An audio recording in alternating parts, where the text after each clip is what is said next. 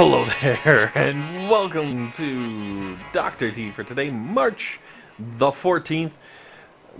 Wow, scary. We're actually halfway through March, which means we're almost into April, which means we're practically already in the middle of summer. So, oh my goodness, isn't the weather outside beautiful?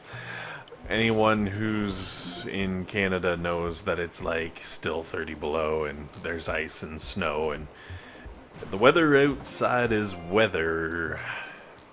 Anyways, rolling through Dr. T today with the Warriors because that's just kind of how they roll and what happens. And yeah, pretty straightforward day for the first couple of levels.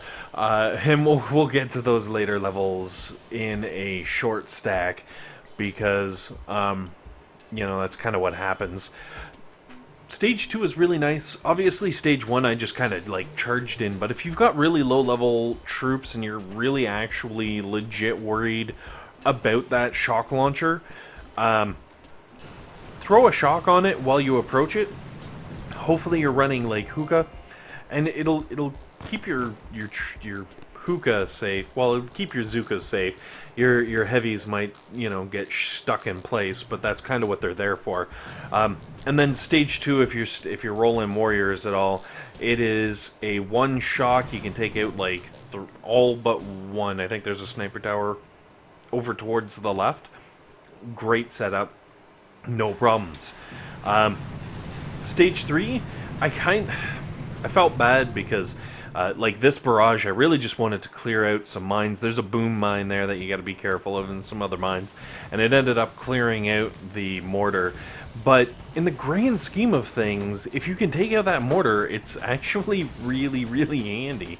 I used the boom cannon as an anchor point, and you can actually run straight up to the HQ from that spot, relatively easy, pretty safe. And if you've taken out the surrounding buildings, as I have in this case, one shock on the top right there, and then one shock further down, and that's it. You got two shocks. You're going to be able to beat that HQ into submission and move on to stage 4. If you can't take out the extra buildings, I strongly suggest you take out the mortar and the machine gun that were right next to the HQ with the shock, as well as much as you possibly can of whatever other buildings. Now stage 4, clear the mines, just because the boom mines will do horrible things. And stage 4 is where we start hitting the 200k hit point range. So I guess if you have to land more than one boat, definitely make sure you do that. I decided to go right up the middle and then cut over to the side because, there's not a lot of mines, but also because it keeps everything pretty safe. And then just the shock over on the left-hand side, that'll take out the flamethrower and all that.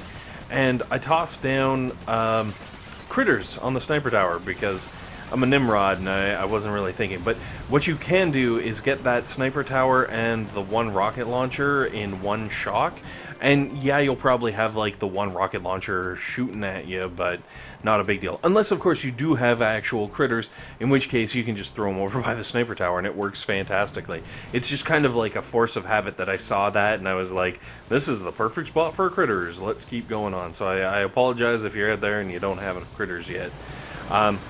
Now, stage 5, used the flamethrower for the landing point, or the jump off, whatever you want to call it, and then just go straight up towards the back.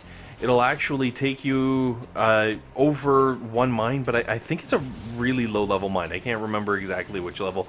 I want to say it's 90 damage or something. It's definitely not a max level mine.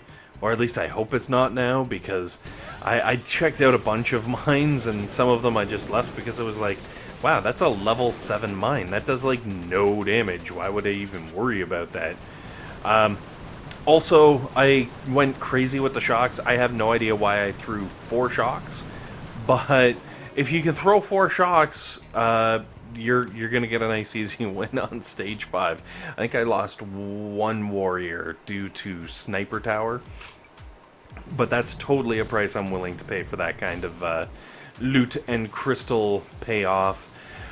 So on to 6. There is a mine right in the corner of 2 spots. Obviously, blow those up, land everything left hand side, and flare onto the supplies. If you place your smokes really nice, like, you can actually get in there without taking too much of a hit. And if you cut through, you can see you're gonna hit the 1 mine, 2 mines, my bad. So if you really want, you can take those out with more artillery and barrage. But the important thing is the crazy minefield over on the left, you completely miss. The boom mine by that sniper tower, you completely skip over.